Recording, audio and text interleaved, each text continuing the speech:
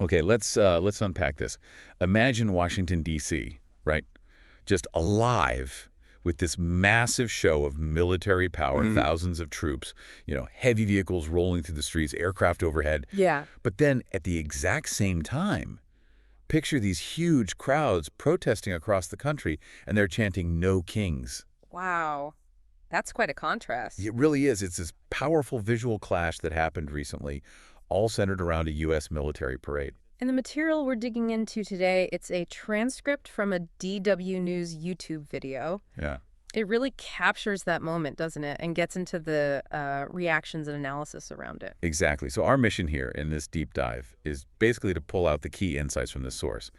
We want to understand why this parade sparked quite so much controversy. Right. What were the different perspectives presented? And, maybe most importantly, what does the source seem to suggest is the most significant, maybe even concerning takeaway from the whole thing? Yeah, sort of filtering through all the noise to find those core nuggets, what the source tells us about this event, but also the wider context it reveals. Okay, so let's start with the event itself. Correct. What did the source actually describe?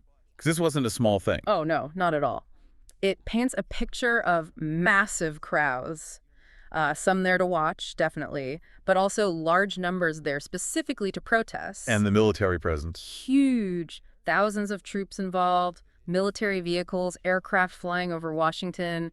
It was a very substantial display of might. Right. And the official reason given. What did the source say about that? Well, the official line reported in the source was that it was to celebrate the U.S. Army's 250th birthday. Okay, Army birthday. But there was this timing thing too, right? The source mentioned it. It did, yeah. A very notable timing coincidence, as the source puts it. Wow. It just happened to fall on President Trump's 79th birthday. Huh. A detail that certainly got noticed. Definitely highlighted by observers, yeah. And the source gives us some important historical perspective here, too. It points out that parades of this scale, well, they haven't really been a regular thing in recent U.S. history. Not like an annual event or anything? No. The last major one the source points to was President George Bush back in 1991. That was after the U.S. victory in the Gulf War. Okay, so tied to a clear military victory. Exactly. So for many people, this parade felt unusual, maybe even out of place, because it wasn't connected to that kind of clear-cut victory scenario. And that unusualness, maybe combined with the birthday timing, that seems to have been a real flashpoint, because right alongside the parade, you had these big counter-protests. Oh, absolutely. The source details these large-scale demonstrations happening concurrently, not just in D.C., but in major cities like New York, Los Angeles, San Francisco, too. And their message. Very direct. Yeah. Captured by that slogan you mentioned, "No Kings." No kings. That cuts right to the heart of it, doesn't it?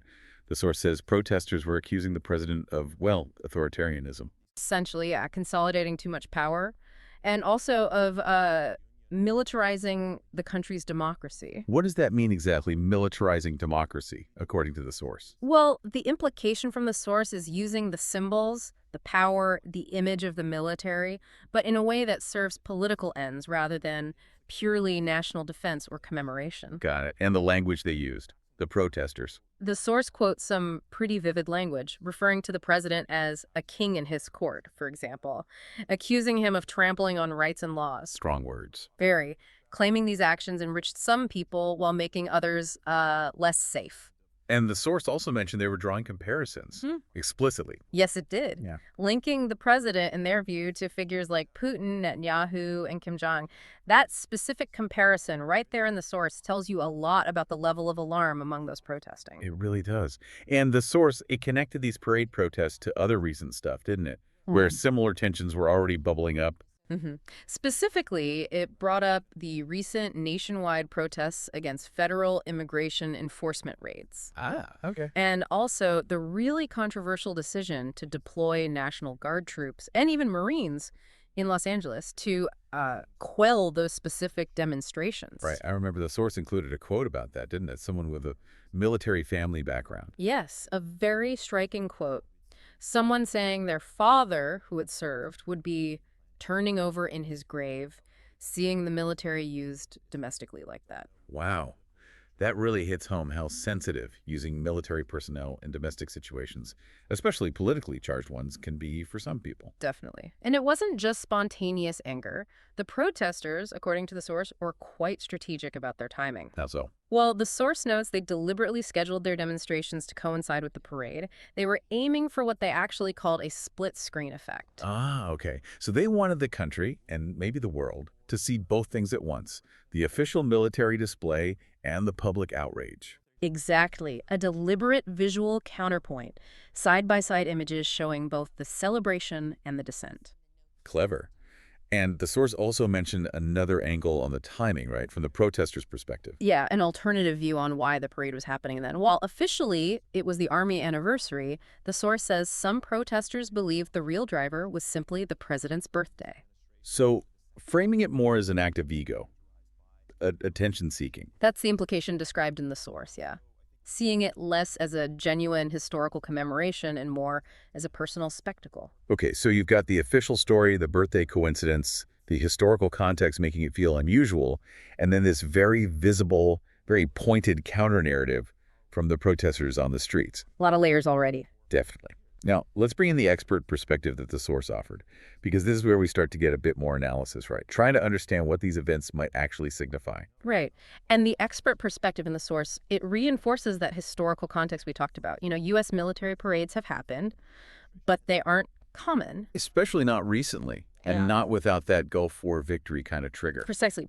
But what's, I think, particularly interesting and maybe a bit concerning for some is the point the expert makes about how military parades are often perceived today in the global context. What do you mean? Well, the expert highlights that these kinds of big state-sponsored military displays are often associated, rightly or wrongly, with dictatorial or totalitarian governments. The source specifically gives examples like Nazi Germany, the Soviet Union, North Korea, China.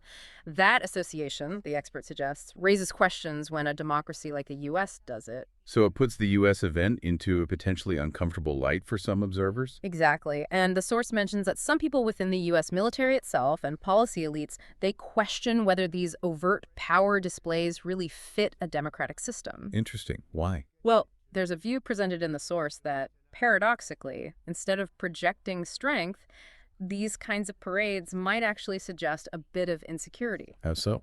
The thinking being, especially given the U.S. military's already massive global power projection, bases everywhere, carrier groups, why the need for a big show at home if your power is already so obvious? Who is it really for? That's a fair question. Is it for a domestic audience, an international one? What message does it actually send? Exactly. And the expert in the source also notes the president's known desire for a parade like this, going back to his first term. Right, I remember that being mentioned before. And the source explicitly connects this desire to his broader political strategy, which often relies heavily on spectacle, on powerful imagery. Ah, okay. So that helps explain why, maybe despite the historical norms or potential discomfort among some elites, the event went ahead. It fit a certain political approach. That seems to be the connection the source is drawing, yes. Now, as we were going through this source material, one theme really seemed to jump out, something the expert, and maybe the source itself by extension, emphasized as a particularly significant concern. Yes. I think if you had to pull out the single most important sort of nugget or insight from this source, it's the growing concern it highlights about the military being increasingly used as a kind of political prop. Okay, political prop. That's strong language, and this goes beyond just the parade itself, right? The source gave other examples. It did, yeah. It pointed to other incidents like a presidential visit to an army base that, according to reports mentioned in the source, felt less like an official military visit and more like a political rally. How so? What made it feel like that? Well, the source mentions reports that attendees for that specific event were apparently selected based on their political alignment, not just their military role or rank. Really? That seems problematic. It certainly raises red flags about politicization. And the source even included that detail about the controversial no-fat soldiers comment reportedly made during that same visit. Ah, yes. I remember that caused a stir. So these specific examples, highlighted by the source, they illustrate this broader concern about the lines blurring between military identity, military service, and partisan politics. Right, and the expert in the source, they actually went further, didn't they? Comparing the impact of those events to the parade itself. They did. The expert quoted in the source goes so far as to suggest that these kinds of politicized events, the rally atmosphere, the reported selection of attendees, maybe inappropriate comments, are potentially a bigger black eye for the military's apolitical standing than the parade itself was. Wow, a bigger black eye. So the source is telling us that while the parade was the big visual, the thing everyone saw and argued about, deeper, maybe more significant concern that the source identifies is this pattern of the military and its symbols being drawn into partisan political maneuvering. Exactly. And you can see how this connects right back to those No Kings protests, can you? Yeah, absolutely. How did the source make that link? Well, the source explicitly ties those protests to concerns about what it calls boundary-pushing executive power, Okay. and a fear, among the protesters at least, that the American political system is maybe evolving, shifting in a way that feels, and this is a quote, more comparable to a kind of single ruler system than a balance of power.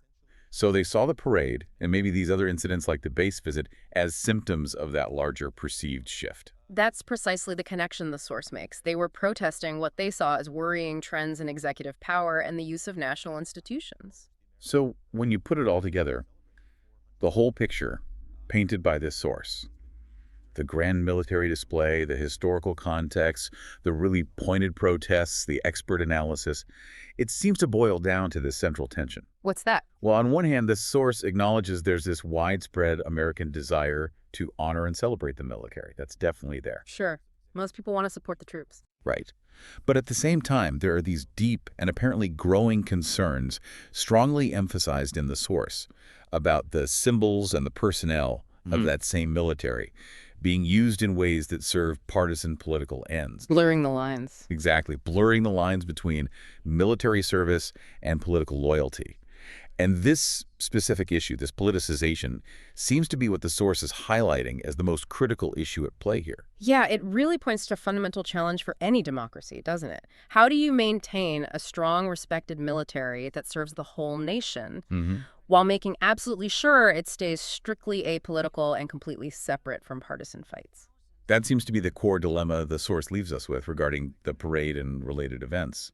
Now, there was one other detail the source included from that same weekend, wasn't there? Something that added another layer to the feeling of tension it described. Yes, that's right. It briefly noted reports of politically motivated killings that occurred in Minnesota that same weekend, horrifically involving a state senator and her husband. And the detail the source included was That investigators had stated the killings appeared to be political in nature. so the source framed this terrible event as part of the broader context, adding to what it called a heightened moment in American history. Exactly. Suggesting a climate where there are fears of more such incidents. It sort of paints this picture of a nation where the political polarization isn't just about protests or parades anymore, but feels, well, potentially volatile. Yeah, it definitely adds a very sobering undercurrent to all the spectacle and the political arguments happening at the same time. Yes. Okay, so stepping back a bit from our deep dive into this DW News transcript, we've seen how the source laid things out.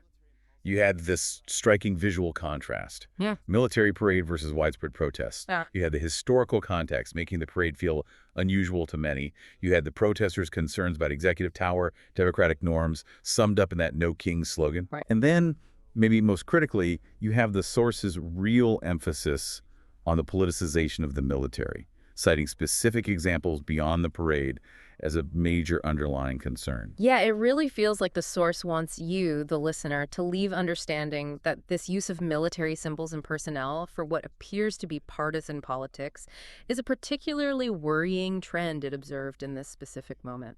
What a complex picture the source captured. It certainly leaves you with a lot to think about. And maybe a final thought to leave you with, based only on the perspective and information presented in this source we've discussed.